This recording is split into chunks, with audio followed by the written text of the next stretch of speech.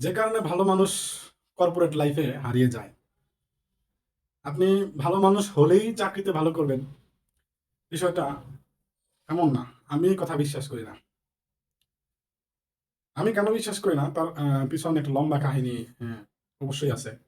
আমার চাকরি জীবন প্রায় প্রায় 15 বছর। তো আমি 15 বছরে দেখছি ভালো মানুষ অনেক দেখছি, কিন্তু তারা টিকে থাকে না। আমি নিজের ঘটনায় যদি বলি, আমি আমার অভিজ্ঞতা দিয়ে যদি বলি, আমি তো আজকে এই যে পজিশনে আছি, 15 বছর আগে নিশ্চয়ই এই পজিশনে ছিলাম না। আমি যখন অ্যাসিস্ট্যান্ট ছিলাম, আমি যখন হেল্পার ছিলাম, হুম, তখন আমি হচ্ছে কখনো কাজে ফাঁকি দিতাম না। টাইমলি অফিসে যাইতাম, একদম সময় মতো অফিস। তারপরে হচ্ছে ওভার টাইম। আমার তো মানে মাসে প্রায় 120-30 ঘন্টা ওভার টাইম হইতো। ঠিক আছে, আমি শুক্রবার ডিউটি করতাম, মানে আমার আমার কাজে কোনো কমপ্লেইন ছিল না। আমি যখন হেল্পার ছিলাম, আমার যারা কলিগ, যদি আমার আমার কলিগ আছে যারা, তারা যদি আমার ভিডিওগুলো দেখে, তারা জানে যে আমাদের মধ্যে কয়েকজনই ছিল যারা হচ্ছে, মানে আমরা শুক্রবার ডিউটি করতাম, সোজা কথা। আমাদের কাজে কোনো ছিল না, আমার আমার তো ছিলই না। কারণ আমি যখন এই কাজটাতে ঢুকছিলাম, তখন আমি জানতাম যে এই কাজটা একটা ভ্যালুয়েবল কাজ। তো সেই জন্য আমার কাজটা শিখার খুব আগ্রহ ছিল, যার কারণে আমি কখনো কাজে ফাঁকি দিতাম না। আমি খুব ভালোই কাজ করতাম, কমপ্লেইন থাকতো না আমার। তো আমার যারা সিনিয়র বা আমার যারা উস্তাদ, তারা ভাবতো, মাঝে মাঝে বলতো যে এই বছর তোমার প্রমোশন হবে, অবশ্যই প্রমোশন হবে, তুমি ভালো কাজ করতেছো। কিন্তু দেখলাম যে আসলে প্রমোশন হয় না, কিন্তু উল্টোটা হয়। 1 বছর যায়, 2 বছর যায়, 3 বছর যায়, আমার পরে আসছে মানুষ, সে আমার থেকে উপরে উঠতেছে, আমি সেই একই জায়গায়।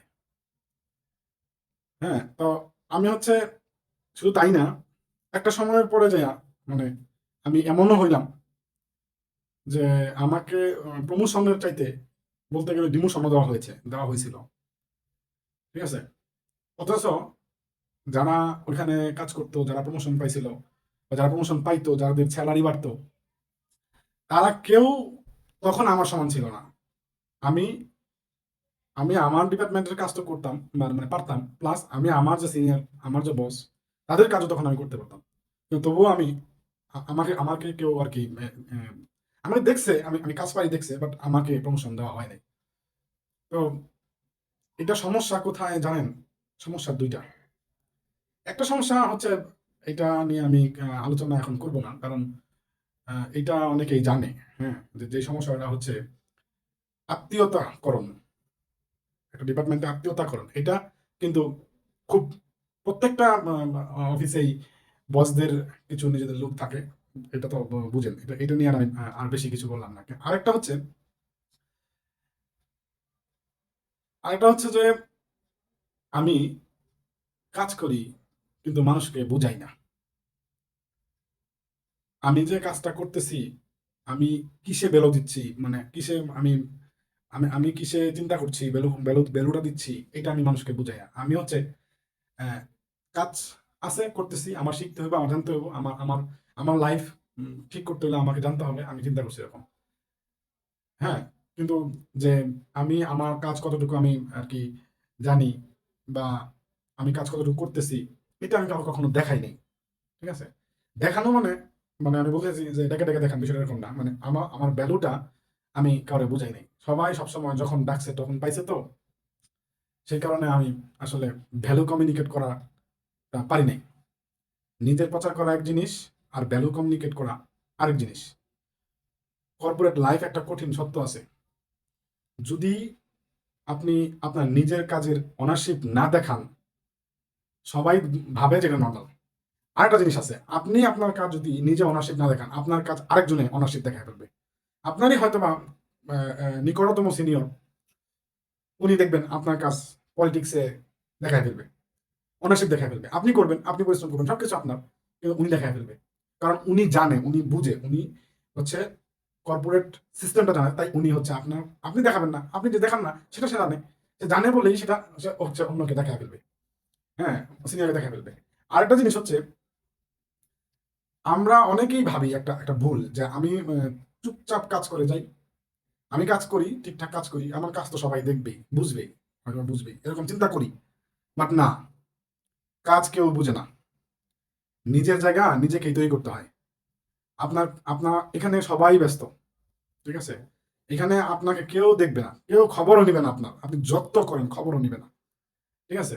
এখন যারা পড়াশোনা করতেছেন, তো ভবিষ্যতে চাকরি করবেন, আপনাদেরকে বলতে চাই এটা, শুধু সার্টিফিকেট জমায়েন না, কমিউনিকেশন করা শিখেন। সার্টিফিকেট দিয়ে আসলে মানে জীবনে খুব বেশি উপরে উঠতে পারবেন না।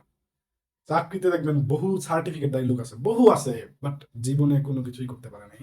এক জায়গায় চাকরি করতেছে তো বছরের পর বছর, বছরের পর বছর, বছরের পর বছর একই পজিশনে একই অফিসে চাকরি করতেছে, ঠিক আছে? তো এই জন্য আমি বলি, শুধু সার্টিফিকেট জমায়েন না, কমিউনিকেশন শিখেন। মানুষকে কিভাবে নিজের কাজের অনারশিপ বুঝাইতে হয়, দেখাইতে হয়, সেটা শিখেন। প্রবলেম সলভিং শিখেন।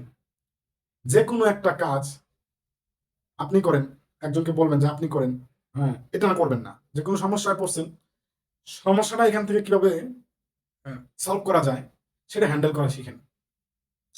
আর যারা চাকরি করেন, একটা কথা মনে রাখেন, আর যারা চাকরি করেন একটা কথা মনে রাখেন, আপনি অফিসের কাজ বিক্রি করেন না।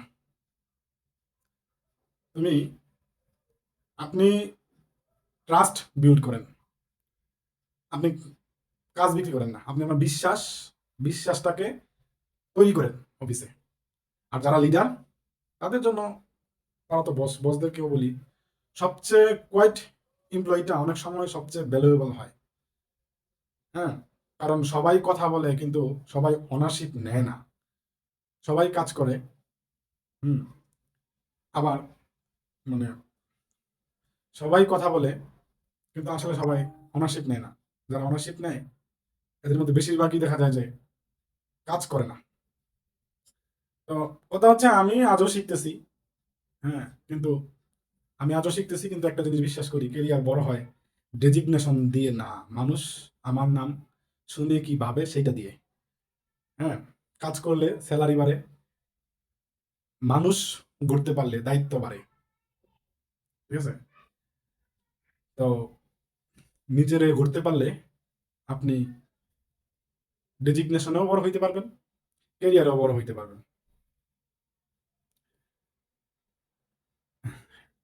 তো এই হলো আমার ছোট্ট অভিজ্ঞতা। ভালো থাকেন সবাই। ভালো লাগলে ভিডিওটা শেয়ার দিয়েন আর ফলো দিয়ে রাখেন এই ধরনের ভিডিও যদি চান। আল্লাহ হাফেজ।